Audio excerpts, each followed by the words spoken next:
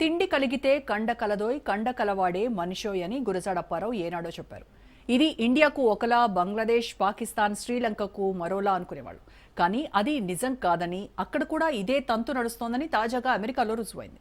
ఇండియాలో పేదోడు ఒకలా, డబ్బున్నోడు మరోలా రియాక్ట్ అవుతాడని అనుకునేవాళ్ళం. కానీ అమెరికాలో ఇప్పుడు అదే పొజిషన్. సంపన్న దేశంగా ప్రపంచ దేశాల నుంచి జేజేలు అందుకుంటున్న అమెరికన్లు ఇప్పుడు మా బతుకేంటని ప్రశ్నించే పరిస్థితికి చేరుకుంది. మా బతుకు గురించి ఎవరు పట్టించుకుంటారు అంటూ ప్రశ్నించే వరకు ఎవరు వెళ్ళింది.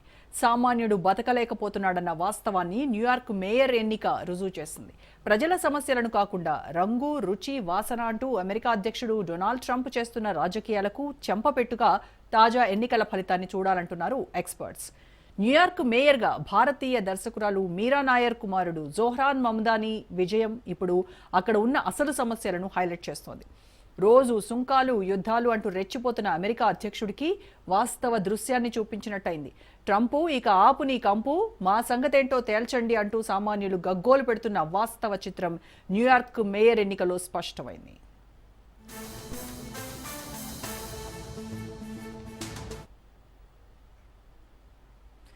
అమెరికా రాజకీయాల్లో పేదోళ్లు, పెద్దోళ్లు, సంపన్నులు, మధ్యతరగతి ప్రజలు వారి వారి ఆర్థిక పరిస్థితి గురించి పూసగుచ్చినట్టు వివరించింది న్యూయార్క్ మేయర్ ఎన్నిక. ప్రజల స్థితిగతులు పట్టించుకోవడంటూ గత కొన్నాళ్లుగా వివరిస్తూ ప్రజల్లో ఆసక్తిని కలిగించిన జోహ్రాన్ మమ్దానీ విజయం అమెరికాలోని అసలు సమస్యలను కళ్లకు కట్టింది. ప్రచారం కేవలం నగర రాజకీయాలకే కాదు, మొత్తం అమెరికన్ ప్రజాస్వామ్యానికి కొత్త దిశను చూపించింది. హిందీలో మామిడి లస్సీతో ఎన్నికల పద్ధతిని వివరించి వినూత్న ప్రచారం చేసి ప్రజలను ఉత్సాహంగా ఆకట్టుకున్న మమ్దానీ ఆలోచనలు అమెరికాలో మధ్యతరగతి ప్రజల ఆకాంక్షలను వెల్లడించింది. అమెరికా ఎన్నికల్లో సంపన్నులు ఎటువైపు ఉంటే వారే గెలుస్తారా, పేదలు ఎటు ఉంటే వారే గెలుస్తారా అన్న మీమాంస మధ్య న్యూయార్క్ మేయర్ ఎన్నిక కొత్త అధ్యయనాన్ని లిఖించింది. న్యూయార్క్ ఎన్నికలో గెలుపు కోసం సంపన్న దాతల వద్దకు వెళ్లకుండా మమ్దానీ చేసిన ప్రయోగం నిజంగా గడుసుగా వ్యవహరించాడనే చెప్పాల్సి ఉంటుంది. ఎన్నికల్లో గెలుపు కోసం మమ్దానీ పెద్దల చుట్టూ వారిచ్చే డాలర్ల కోసం తిరగకుండా కార్మికులు, యూత్, సంప్రదాయ రిపబ్లికన్ ఓటర్లతోనూ కలిసిపోవడాన్ని చూడాలి. ఇది అమెరికాలో సంప్రదాయ రాజకీయ సూత్రాలకు విరుద్ధంగా జరిగిందని చెప్పాల్సి ఉంటుంది. రెగ్యులర్ ఓటింగ్ శైలికి భిన్నమైన ప్రయత్నంగా చూడాలి.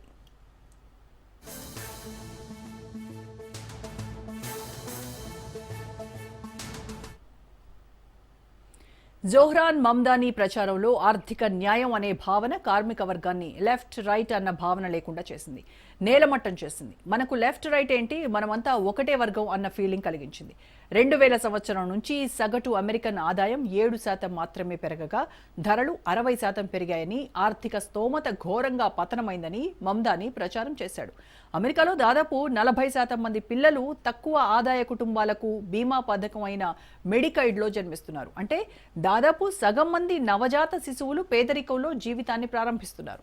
డెమోక్రాట్లు, రిపబ్లికన్ల పాలనల కింద కనీసం ఒక దశాబ్దం పాటు ఇదే ధోరణి కొనసాగుతోంది. అప్పుల కింద కూరుకుపోయిన యువత ఇల్లు లేదా కుటుంబం అనే కలలు కనలేని పరిస్థితిలోకి నెట్టబడుతోంది. ఇవన్నీ ఆర్థిక వ్యవస్థలో లోతైన అసమానతను బహిర్గతం చేస్తున్నాయి.